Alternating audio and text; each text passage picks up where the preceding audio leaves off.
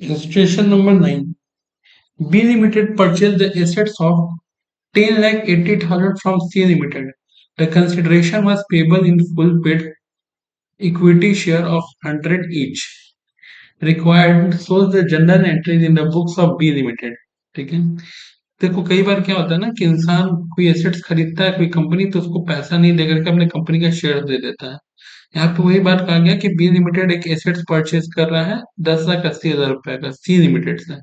The consideration was payable in fully paid up equity share 100 रुपए का share पूरा दिया जा रहा है। केसेस दो है, केस ए केस बी की। एक बार शेयर एट पार पे हो रहा है और एक बार एट प्रीमियम पे हो रहा है। जरा समझते हैं।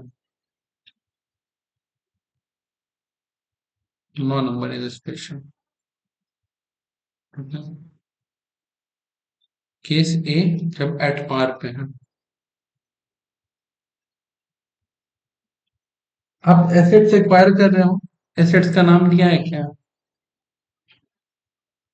नहीं, आप बस एक एसेट्स परचेज कर रहे हो। अगर एसेट्स का नाम दे दिया रहता तो हम लोग यहाँ पे एसेट्स का नाम लिखते। एग्जाम्पल मशीन दिया रहता तो मशीन लिखते, बिल्डिंग दिया रहता तो बिल्डिंग लिखते।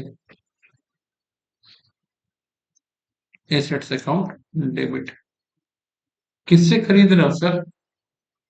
नाम दिया है तो नाम लिखेंगे, नहीं तो वहां पे लिखेंगे टू वेंडर फ्रॉम सी, मतलब वेंडर का नाम आपको पता है। To C limited.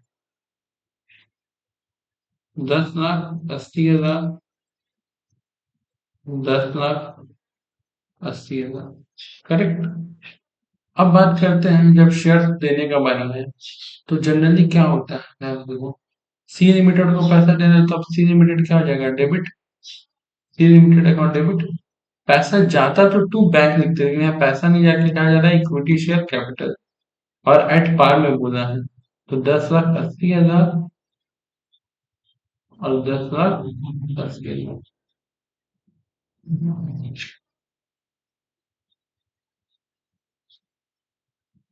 बट एक छोटा सा चीज और पूछ देता है, वह है नंबर ऑफ शेयर।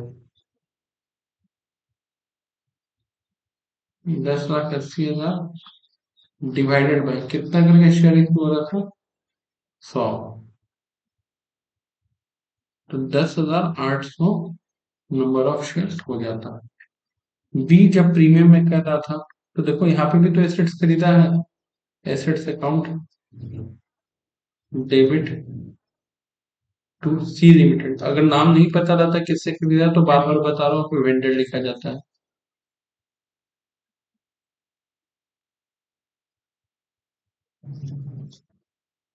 फिर इस बार 20% प्रीमियम में किया है।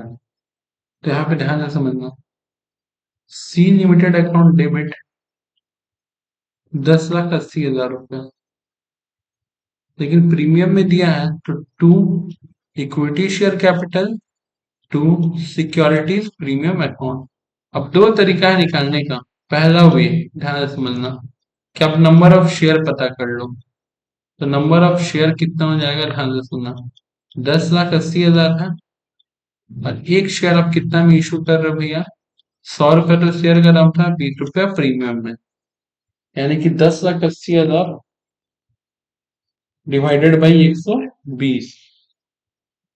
10,80,000 डिवाइडेड बाई 120 यानी कि 9,000। नंबर ऑफ शेयर कितना आ गया?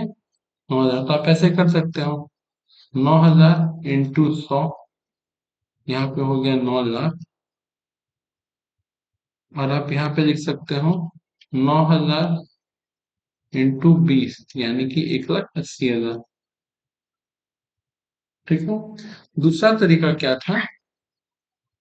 ये तो पहला तरीका। दूसरा तरीका क्या था, देखो आपको पता है कि जो 10,80,000 रुपया है इसमें प्रीमियम भी है और वो भी है। तो अगर आपको पहले निकालना है, मान लो सिक्योरिटीज प्रीमियम, तो आप क्या करते हैं? सिक्योरिटीज प्रीमियम 20% था, करेक्ट। 10,80,000 रुपया अमाउंट था, करेक्ट। डिवाइडेड बाई आप 120 कर देते हैं परसेंटेज, तो भी आपका आ जाता 1,80,000। जैसे आपको 1,80,000 आता, अब 10,80,000 में सजेस्ट करते हैं तो आपको शेयर कैपिटल पता चल जाता 9 लाख रुपया। एक ये तरीका। तीसरा तरीका क्या है कि मान लो 10,80,000 रुपया था, आपको शेयर कैपिटल जानना था। शेयर कैपिटल तो 100% 100 रुपए का होगा। अमाउंट 10,80,000 था और पूरा अमाउंट मिला के 120 था, तो भी आप करते तो आपके पास 9 लाख आ जाता, जिसको आप 10,80,000 तक अगर लेस करते हैं तो आपके पास सिक्योरिटीज प्रीमियम 1,80,000 आ जाता। तो बहुत सारा अल्टरनेटिव तरीका था।